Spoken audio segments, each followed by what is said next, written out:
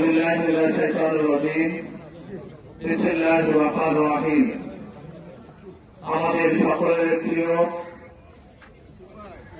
এই সময়ে তিনি দিনের জন্য ইসলামের জন্য সাহসের সাথে ভূমিকা পালন করেছেন আমাদের সকলের পরম শ্রদ্ধেয় হযরত মাওলানা আব্দুল জালালী সাহেবের আজকে রাষ্ট্রের সামনে রেখে সম্মত ওলামায়ে ইকরাম এলাকার প্রতিজন সম্মানিত মুসলিয়ান ইকরাম আসসালামু আলাইকুম ওয়া রাহমাতুল্লাহ।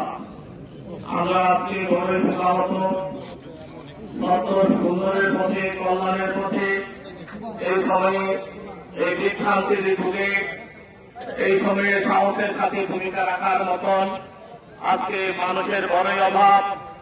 এই সময়ে ইসলামের পক্ষে সাহসের সাথে ভূমিকা রাখার মতন জিহাদের মুজাহিদের বড়ই অভাব।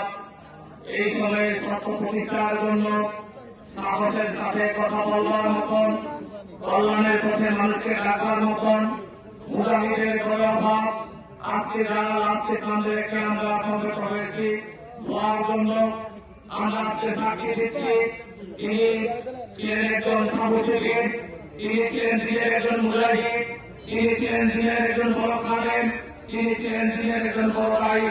আমরা মহান আল্লাহ রাব্বুল আলামিনের কাছে দোয়া করছি আমাদের সকলের প্রিয় দিনের খাদেমকে আল্লাহ রাব্বুল আলামিন কবুল করুক, আমিন। আর অতীতের গুনাহ খাতাগুলো আল্লাহ রাব্বুল আলামিন ক্ষমা করে দেন, আমিন। আমরা দোয়া করছি আল্লাহ রাব্বুল আলামিন তাকে জান্নাতের সর্বোচ্চ আসনে আসীন করুক, আমিন। সমবেত মুসলিম একরাম, আমি একটা কথা বলে শেষ করতে চাই। গত 3 তারিখে ওনার সাথে আমি বড় একটি অনুষ্ঠানে সাংস্কৃতিক অনুষ্ঠান মাঠে এসে মেহমান ছিলাম।